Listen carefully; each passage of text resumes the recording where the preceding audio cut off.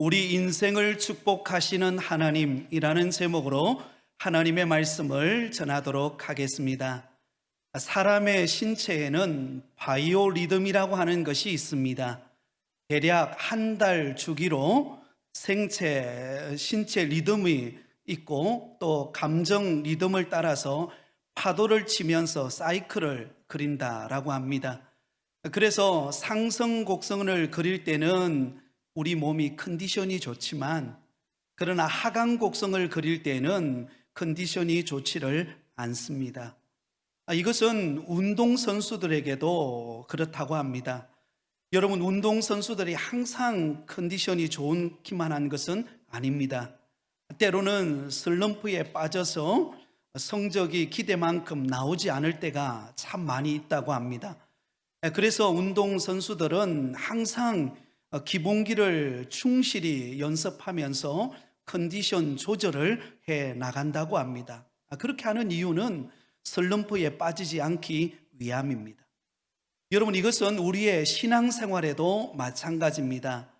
우리의 신앙생활에도 마치 바이오리듬처럼 상승 곡선을 그릴 때가 있는가 하면 하향 곡선을 그릴 때가 있습니다. 신앙의 컨디션이 좋을 때는 은혜가 넘칩니다. 하는 일마다 잘 되고요, 기도하면 응답이 그때그때 이루어지는 것을 경험합니다. 그런데 신앙의 슬럼프, 하향 곡선을 그릴 때는 나도 모르는 사이에 온갖 염려와 걱정이 내 마음에 엄습해오고 불안해지고 낙심이 되고 하는 일마다 잘 되지 않고 어려움을 겪는 과정을 거친다라는 것입니다. 여러분 어떻습니까? 요즘 여러분 컨디션은 어떠세요? 신앙의 컨디션. 신앙의 컨디션이 좋으신가요? 아멘. 아니면 신앙의 슬럼프에 빠져서 정말 헤어나오고 싶은데 환경은 어렵고 상황은 힘들고 정말 내 마음대로 되지 않는 그런 혹시 형편 가운데 여러분 계십니까? 그렇다면 오늘 말씀 속에서 위로와 소망을 얻으실 수 있기를 바랍니다. 오늘 우리가 읽었던 본문에는 믿음의 조상 아브라함의 모습을 보여주고 있습니다. 아브라함은 믿음의 조상이요 복의 근원이었습니다. 그런데 이 아브라함에게도 신앙의 컨디션이 좋을 때가 있었는가 하면, 그러나 전혀 그러지 못하고 슬럼프에 빠져서 의심과 두려움에 사로잡혀서 낙심하고 있을 때도 많이 있었습니다. 창세기 12장에 하나님께서 아브라함을 부르실 때만 하더라도 너는 너의 고향과 친척과 아버지의 집을 떠나 내가 내게 보여줄 땅으로 가라. 내가 너로 큰 민족을 이루고 내게 복을 주어 내 이름을 창대케 하리니 너는 복이 될지라. 하나님께서 아브라함을 부르신 이유는 그에게 복을 주시기 위하여, 축복의 사람이 되게 하시기 위하여 아브라함을 불렀습니다. 그의 나이 75세 때에 하나님이 부르셨습니다. 그리고는 그 이후에 점점 가나안 땅에서 하나님께서 축복하셔서 가축이 늘어나면서 아브라함은 그의 사랑하는 조카 롯을 떠나보내야만 했습니다.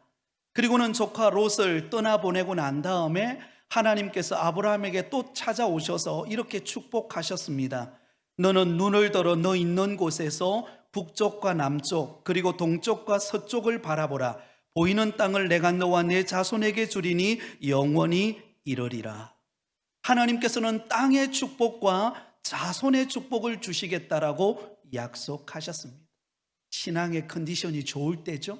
얼마나 기뻤을까요? 얼마나 감격스러웠을까요? 나에게 이런 은혜와 축복을 주시다니. 그런데 여러분, 그 이후에 무려 10년이라는 세월이 지나가고 있는데도 아브라함에게는 자식에 대한 소식이 전혀 없는 거예요. 그러니 여러분, 아브라함의 마음속에 슬그머니 뭐가 찾아왔을까요? 슬럼프가 찾아오기 시작했습니다. 의심과 두려움이 그를 짓누르기 시작했습니다. 아니, 10년 전에 하나님께서 나에게 약속의 땅과 자손의 번성을 허락하시겠다라고 축복하셨는데 10년이라는 세월이 지나갔는데 나의 환경은 전혀 그렇지 못하고 자식은커녕 아무런 일도 일어나지 않는 형편과 환경을 보며 그는 주저앉아 갈 수밖에 없었습니다. 두려움이 그의 마음을 사로잡고 있었던 것입니다. 사랑하는 여러분, 우리가 여러분 때로는 기대하고 바랬는데 그것이 이루어지지 않고 또 더뎌지고 또 오히려 내가 기대하고 바란 것보다도 전혀 이상한 방향으로 흘러가는 그런 환경이 찾아올 때 여러분 우리 마음속에는 두려움이 찾아옵니다. 아니 하나님 어찌 된 겁니까? 내가 기대한 거 이거 아니잖아요. 내가 바라는 건 성성장구인데 왜 나의 앞에 되는 일도 없고 이렇게 캄캄한 터널을 지나가는 것과 같은 그런 막막한 환경이 내 앞에 엄습해 오는 겁니까? 이렇게 답답함을 느낄 때가 있을 것입니다. 무엇보다도 아브라함에게 두려움을 가져다 주는 두 가지 이유가 있었습니다. 하나는 오늘 본문 1절을 보면 이렇게 말씀합니다. 이후에 여호와의 말씀이 환상 중에 아브라함에게 임하여 이르시되. 자, 여기 보면 이후에라는 말씀으로 시작하고 있습니다. 이후에라고 하는 말씀은 창세기 14장에 일어났던 사건이 있고 난 이후를 말하는 것입니다. 그렇다면 창세기 14장에 과연 무슨 일이 일어났었을까요? 창세기 14장은 조카 롯이 거주했던 소돔과 고모라가 속한 5 왕국과 그리고 가나안 땅 북쪽에 있었던 강력한 힘을 가진 엘람 왕 그돌라오멜이 이끄는 동맹국 간의 전쟁이 벌어집니다. 그런데 이 전쟁 가운데 안타깝게도 조카 롯이 속해 있는 소돔과 고모라 성이 북쪽에 있는 그돌라오멜이 이끄는 동맹국에 의해서 포로로 끌려가게 되었습니다. 조카 롯이 위기를 당한 겁니다. 그 소식을 들었던 아브라함이 그가 기르던 318명을 데리고 기습작전을 벌여서 그가 그 조카 롯을 구해내 오게 됩니다. 근데 여러분 생각해 보세요. 318명으로 그 강대한 연합 강대국들을 대처해서 순간적으로 위기를 모면하고 기습작전을 벌여서 조카 롯을 데려오기는 했지만 그것은 일시적인 승리였습니다. 여러분 생각해 보세요. 그 강대국들의 입장에서 볼 때는 기가 막히고 코가 막히나요? 일 아니겠어요? 여러분 아니 이거 뭐 말하기도 쑥스러운 이야기예요. 318명밖에 안 되는 그 사람들에 의해서 우리 강대국이 이거 어려움을 당하고 포로로 잡은 조카 롯을 빼앗겼다. 가만히 있겠습니까? 그리고는 재정비하기 시작합니다. 칼을 재정비하고 그리고는 도저히 안 되겠다. 저 아브라함을 그냥 내버려둬서는 안 되겠다. 이런 지금 준비태세를 갖추고 있는 상황이었습니다. 그러니 여러분 아브라함은 이 보복에 대한 두려움이 그의 마음속에 엄습해 오게 되었던 것입니다. 사랑하는 여러분 누군가로부터 쫓겨본 적 있습니까? 때로는 빚 때문에 쫓겨보고 때로는 내가 기대했던 일이 되지 않아서 정말 기가 막히고 코가 막힌 상황에 힘든 여정을 겪어본 적이 있습니까? 밤에 잠들면 때로는 악몽처럼 나를 뒤따라오는 것과 같은 그런 두려움을 우리가 느낄 수가 있다는 것입니다. 바로 지금 아브라함이 그런 환경에 처해져 있습니다. 또한 그것보다도 무엇보다도 아브라함의 마음속에 의심과 두려움이 찾아온 가장 큰 이유는 자신의 후손을 이을 후사가 없다는 것입니다. 10년이 지났는데 하나님의 약속의 말씀을 믿고 약속의 땅에 들어왔는데 그리고 약속의 말씀도 받았는데 세월은 흘러 10년이 지났는데도 아무런 소식이 없을 때 여러분 그의 마음속에 하나님 나 잊어버린 것 아닌가? 우리 자녀에 대한 약속을 하나님이 초래하신 것은 아닌가? 라고 하는 두려움이 그의 마음속에 찾아오게 되었던 것입니다. 여러분 이런 두려움은 우리에게도 존재합니다. 때로는 여러분 우리가 물질의 궁핍함을 겪을 때 그렇게 잘 되던 사업이 어느 날 위기를 맞이하고 점점 어려움을 겪고 빚을 져갈 때 우리는 두려움이 찾아옵니다. 거래의 문이 막히고 생활이 막막해질 때 우리는 두려움을 갖게 됩니다. 때로는 사람과의 관계 속에서 깨어진 관계로 인하여서 두려움을 겪는 분도 계시고, 때로는 여러분들 가운데 자식 걱정 때문에 아마 두려움에 사로잡혀 있는 분들도 있을 겁니다. 그렇게 자녀들을 기대하고 잘 양육했다 싶은데 내가 기대한 만큼 되지 않을 때 그런 두려움이 찾아오기도 합니다. 또 어떤 분은 건강의 문제 때문에 두려움을 겪는 분도 계실 것입니다. 그러나 여러분, 우리에게 찾아오는 슬럼프와 두려움에 사로잡히지 말고 하나님이 우리에게 주시는 축복의 약속의 말씀을 붙잡는 저와 여러분 되시기를 예수님의 이름으로 축원드립니다. 자, 그렇다면 이러한 두려움에 사로잡힌 아브라함에게 하나님께서 찾아오셔서 주시는 약속의 축복의 말씀은 무엇일까요? 가장 먼저 하나님께서 나의 방패와 지극히 큰 상급이 되어주시는 축복을 아브라함에게 허락하고 계시는 것을 볼 수가 있습니다. 자, 우리 1절 말씀을 한 목소리로 같이 읽겠습니다.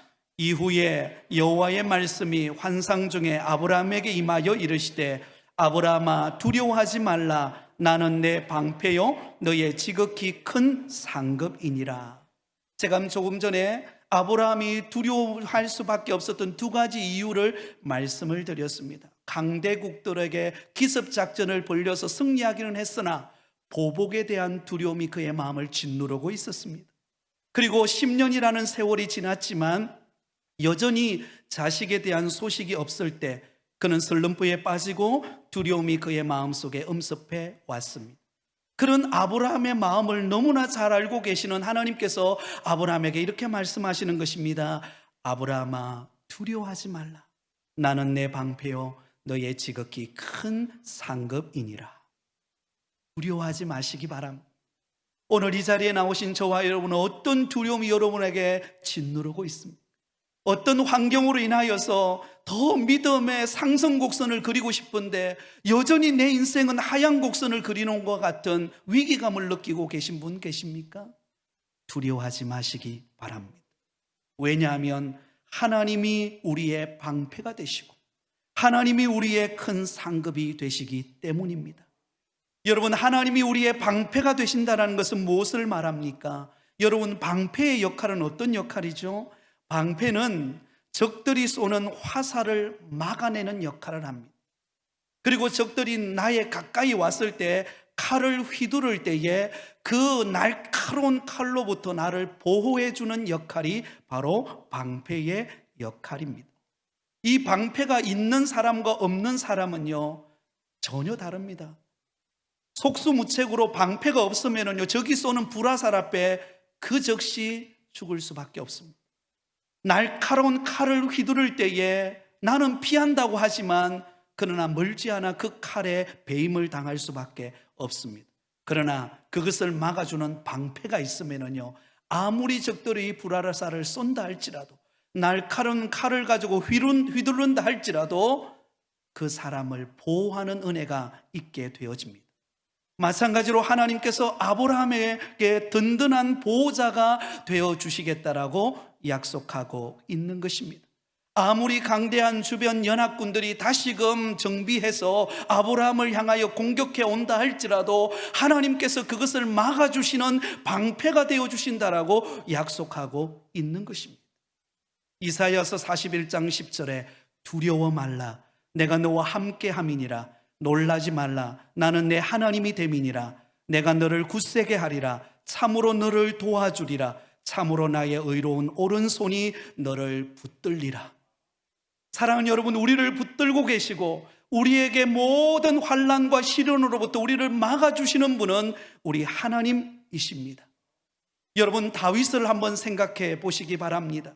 다윗이 젊었을 때 그는 사울 왕의 미움을 받아 그는 쫓기는 신세가 되었습니다.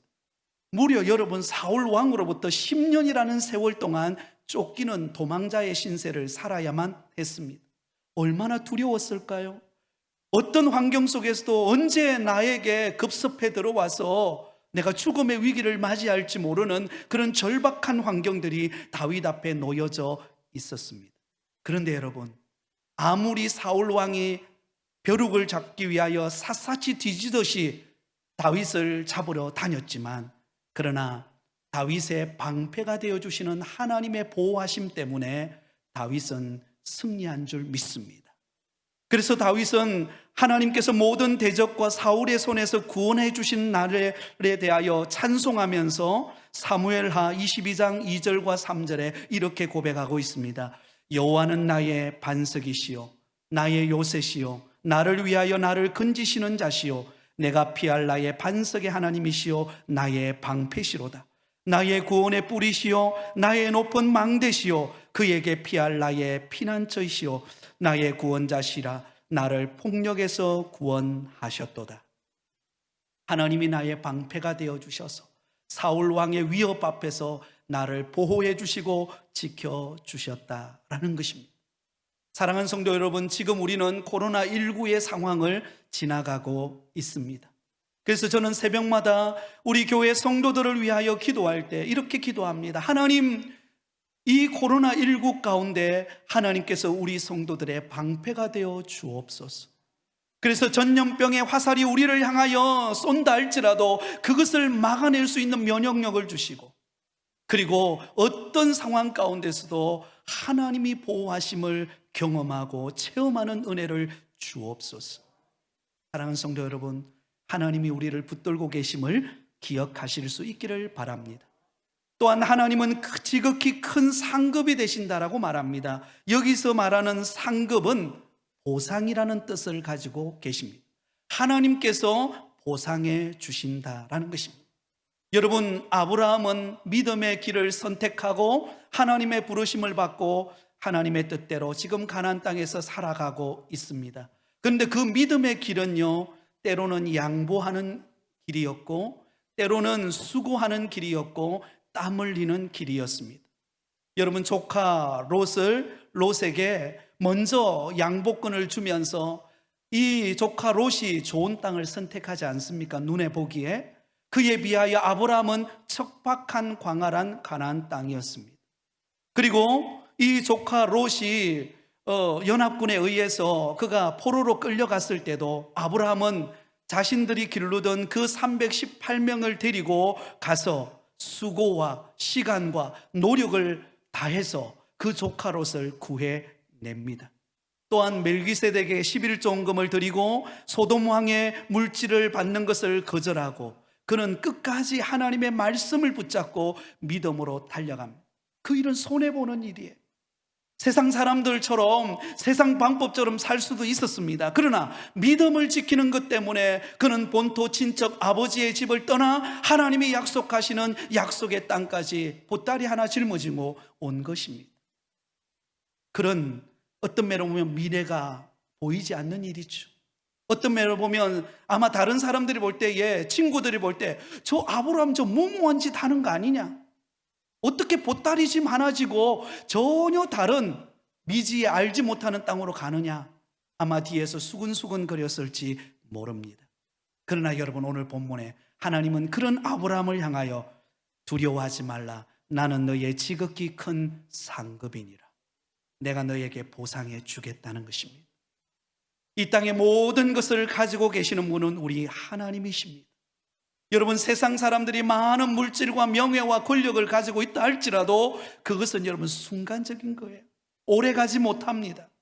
여러분, 그렇게 많은 우리나라에서 최고 기업을 운영했던 여러분 기업의 총수 이건희 회장도 얼마 전에 세상을 떠났지 않습니까? 그가 여러분 얼마나 더 살고 싶었겠습니까? 그가 가지고 있는 재산만 해도 여러분, 그죠? 뭐 매덕 이 정도가 아닙니다. 몇십 조 정도 아마 될 겁니다. 웬만해 놀라지도 않잖아요. 좀 놀라세요. 억이 아니고 조 이상이에요. 네, 이제 됐습니다. 여러분, 얼마나 여러분 생각해 보세요. 그 아깝지 않겠습니까? 그러나 그 가져가지 못해요. 가져가지 못합니다. 우리가 세상적으로 볼 때 부럽다. 그러나 여러분, 그 부러움은요 순간입니다.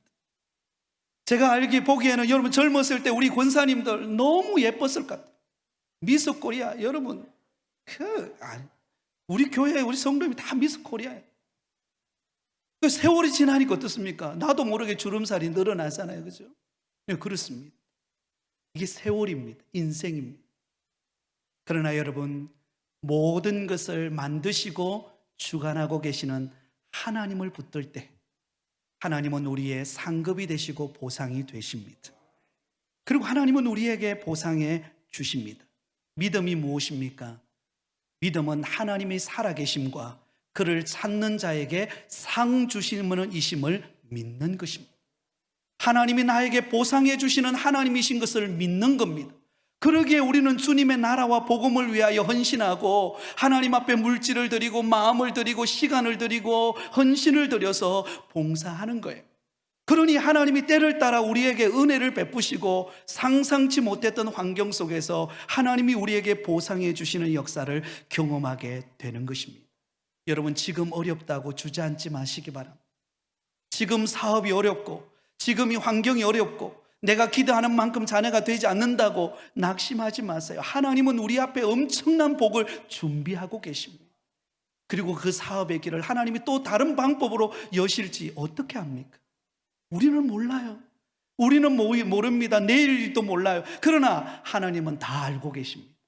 하나님은 우리에게 필요한 것을 아셔서 때를 따라 채워주시는 하나님이심을 믿으실 수 있기를 바랍니다. 한 걸음 더 나아가서 오늘 본문에 하나님께서 자손에 대하여 축복해 주시는 것을 볼 수가 있습니다. 자, 여러분, 하나님께서 아브라함에게 두려워 말라, 나는 너의 방패요 너의 지극히 큰 상급이라고 말했을 때에 아브라함의 반응이 굉장히 생뚱맞습니다. 여러분, 2절과 3절을 볼까요? 아브라함이 이르시되 주 여호와여 무엇을 내게 주려 하시나이까? 나는 자식이 없사오니 나의 상속자는 이 다메섹 사람 엘리에셀이니이다. 아브라함이 또 이르되 주께서 내게 씨를 주지 아니하셨으니 내 집에서 길린 자가 내 상속자가 될 것이니이다. 여러분, 하나님께서 아브라함에게 두려워하지 말라, 내가 너의 방패가 되고 너의 지극히 큰 상급이 될 것이다 라고 말했는데, 여러분, 아브라함은 아마 굉장히 10년 동안 지나오면서 지쳤던 것 같아요. 이제 뭐 더 기다려봤자 뭐 응답 이루어지겠나 싶은 생각이 들었겠죠. 그래서 그는 뭐라고 푸념을 내려놓습니까? 하나님께서 약속하셨지만 내게 자식을 주지 않았잖아요. 그래서 이제는 저는 포기하고 제가 기르는 종 엘리에셀을 저의 상속자로 삼겠습니다. 이렇게 고백하고 있습니다. 여러분, 우리도 그럴 때 있잖아요. 때로는 기대하고 바랬는데 그게 속히 이루어지지 않을 때, 하나님 이게 뭡니까? 이제 나 더 이상 못하겠습니다. 이제 포기할래요. 여러분, 그런 생각이 들 때가 있을 겁니다. 그런데 오늘 본문 4절에 하나님이 그에게 이렇게 말씀하십니다. 우리 4절 말씀을 같이 읽겠습니다. 여호와의 말씀이 그에게 임하여 이르시되 그 사람이 내 상속자가 아니라 내 몸에서 날 자가 내 상속자가 되리라 하시고, 그 사람이 상속자가 아니라 내 몸에서 날 자가 너의 상속자가 될 것이다. 여러분, 하나님의 놀라운 약속의 말씀이 그에게 임하고 있는 것을 볼 수가 있습니다. 아브라함은 기대감이 사라졌고 이제는 슬럼프에 빠졌고 이제는 두려움이 그의 마음속에 엄습해오자 이제는 끝났다. 이제는 내 종 엘리에셀을 내 상속자로 삼아야지. 그렇게 하고 있는데 하나님은 아니라는 겁니다. 노라고 말하는 것입니다. 내가 너의 몸에서 태어날 자로 너의 상속자로 삼겠다. 그러면서 하나님께서 이 아브라함에게 여러분 시청각 교육을 시킵니다. 5절입니다. 같이 읽습니다. 그를 이끌고 밖으로 나가 이르시되 하늘을 우러러 무뼈를 셀 수 있나 보라. 또 그에게 이르시되 내 자손이 이와 같으리라. 할렐루야. 여러분, 아브라함을 데리고 밖으로 나갑니다. 그리고는 아브라함에게 말하는 거예요. 아브라함아, 하늘을 한번 보렴. 그 하늘을 바라보면서 그 하늘에는 수없이 많은 물별들이 총총총총 거리면서 그 하늘을 수놓은 것입니다. 그걸 보면서 이야기하는 겁니다. 저 너의 눈앞에 보이는 그 별들처럼 너의 후손들을 많게 할 것이다. 이와 같이 하리라. 여러분, 놀랍죠? 하나님은 친히 아브라함에게 약속하실 뿐만 아니라 그의 눈을 열어서 시청각 교육을 통하여 하나님께서 그에게 은혜를 베풀어 주시고 계시는 것을 볼 수가 있습니다. 사랑하는 성도 여러분, 때로는 우리가 지쳐 있을 때, 때로는 두려움에 사로잡혀 낙심하고 있을 때 하나님은 우리에게 시청각을 통하여 우리에게 말씀하시는 때가 있습니다. 마태복음 6장에 보면 염려하고 있는 사람들을 향하여 우리 예수님께서 시청각 교육을 시킵니다. 어떻게 교육을 시키나요? 공중에 날아가는 새를 바라보게 합니다.